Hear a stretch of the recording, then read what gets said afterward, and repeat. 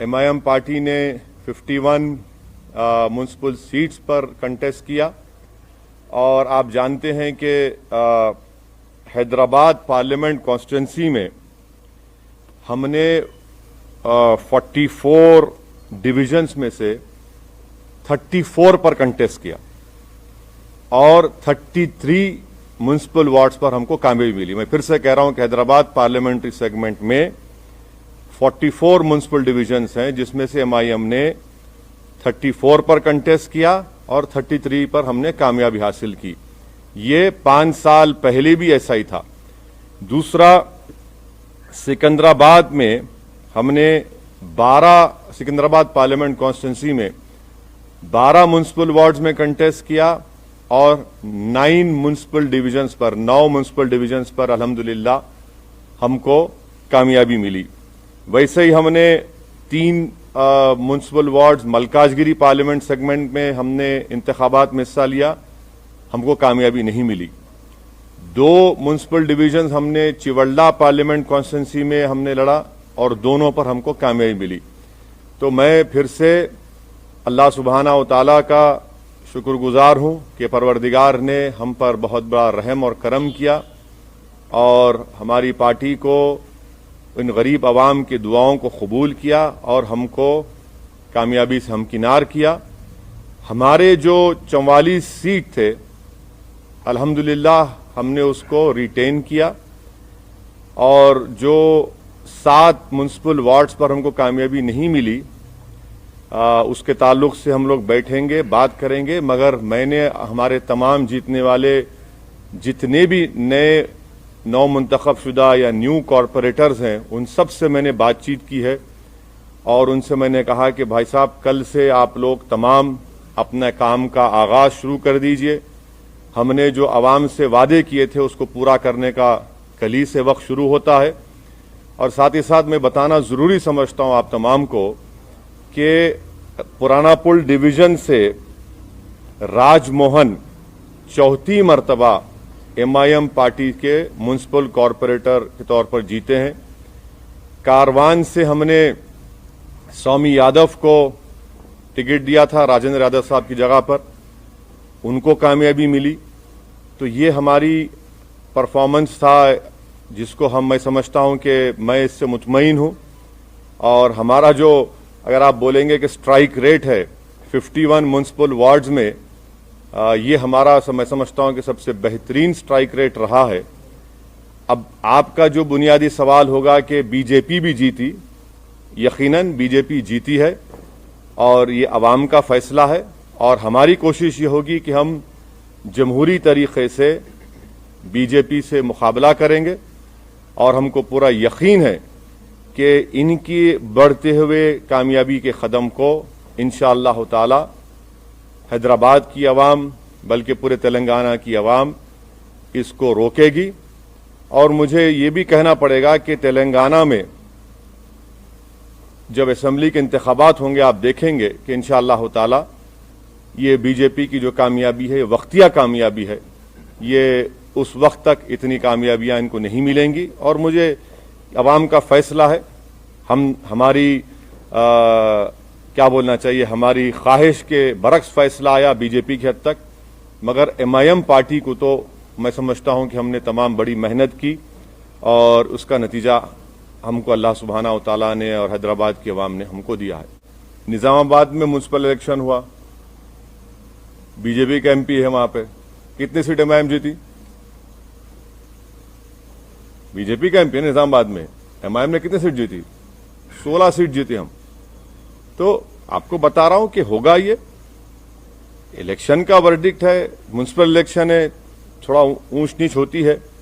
और मुझे यकीन है कि मैं तो प्रिवी नहीं हूं, ना मुझे अख्तियार है TRS पार्टी पर बोलने का, मगर मुझे यकीन है कि ये लोग देखेंगे क्या करना चाहिए, क्या सही करना चाहिए, कितना अच्छा करना चाहिए, उसको देखेंगे। मगर उनके पार्टी का मसला, इतनी बड़ी कामयाबी हमको जो मिली है वो यकीनन एक बहुत बड़ी कामयाबी हमको मिली है और हम फैसला करेंगे, बैठ के बात करेंगे। कल मैं हमारे पार्टी के तमाम जिम्मेदार हजरात से मैं उनसे बात करूंगा, उनसे मशवरा करूंगा उनकी राय हासिल करूंगा, उसके बाद हम कोई फैसला करेंगे। यकीनन हमको फैसला करना है। भाई जहां पर योगी आए थे क्या हुआ?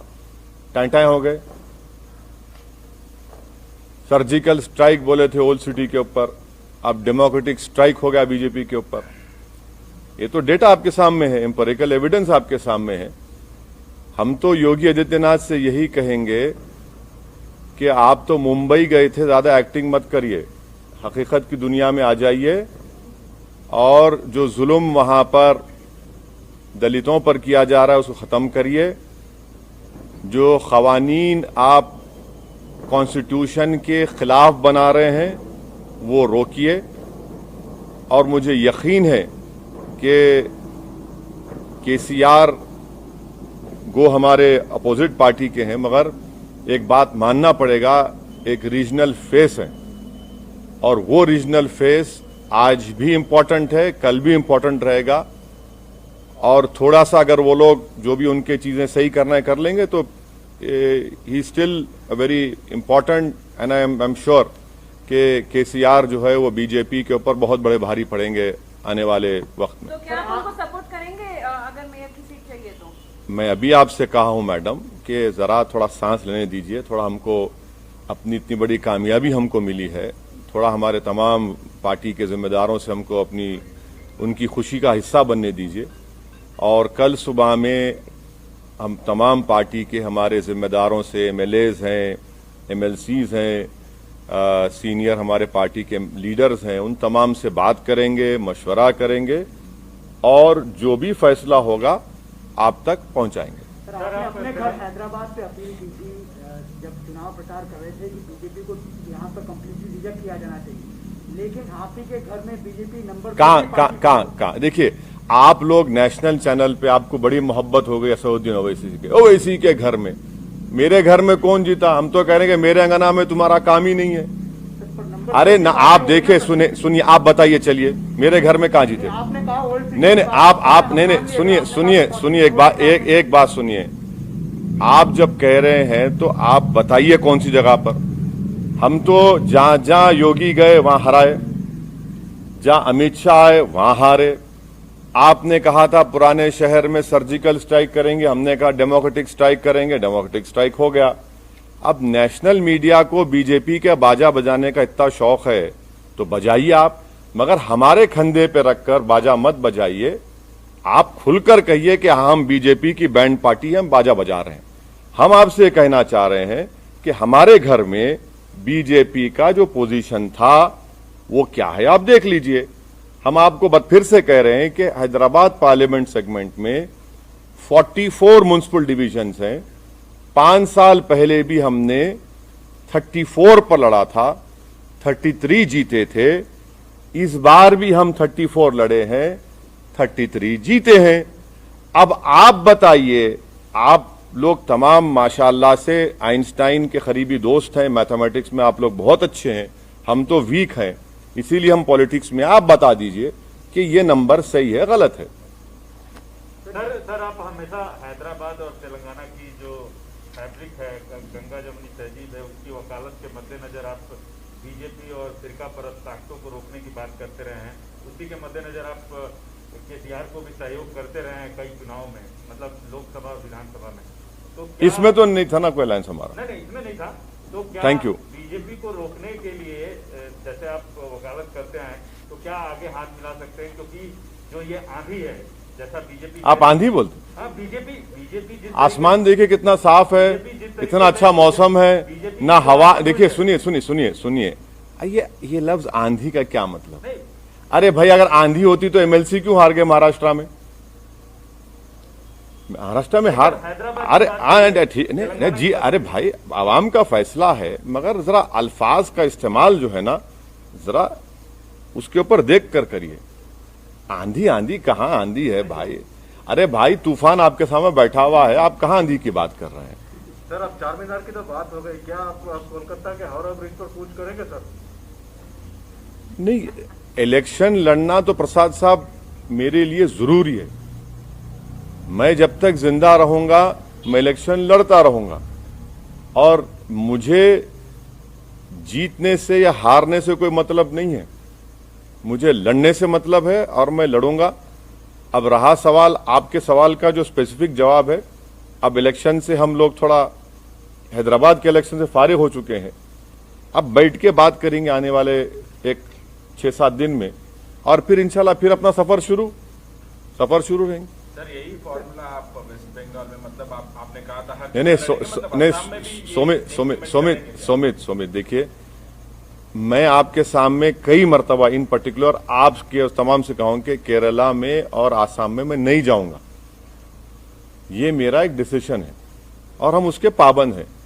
वहां पर बदरुद्दीन अजमल साहब की AIDUF है, IUML केरला में है, हम वहां जाकर उनको डिस्टर्ब नहीं करेंगे। अगर कभी उनको गलती से मेरी जरूरत पड़ गई मुझ जैसे दीवाने की, तो वो मुझे कॉल कर ले, मैं आ जाऊंगा, नो प्रॉब्लम। सर मतलब सर बीजेपी मतलब ये तो भी कह रहा है, सर ये clarity है कि बीजेपी आप बीजेपी ये भी सर बीजेपी नहीं, ये केरला और आसाम की बात कर रहा हूं। वेस्ट बंगाल, तमिलनाडु में तो लास्ट टाइम लड़े हम लोग, एक सीट लड़े थे, वानियमबाड़ी की सीट लड़े थे हम लोग एक। बिल्कुल तमिलनाडु में लड़ेंगे, क्यों नहीं लड़ेंगे? सर बीजेपी इधर भी वो राइट साइड बहुत हो गया, लेफ्ट विंग भी है, एक सवाल ले लीजिए। लेफ्ट साइड भी है। सर बीजेपी ये क्लेम करता रहा कि MIM का और मेनली जो TRS का अलायंस है, मतलब इश्यू बेस्ड जो सपोर्ट था वो रूम के अंदर ही रहा है। तो मतलब सर ये तो इसका मतलब ये है, इसका मतलब है कि बीजेपी को ये मालूम कि मैं टॉयलेट में जा रहा हूं तो क्या हो रहा है? क्या बात है यार?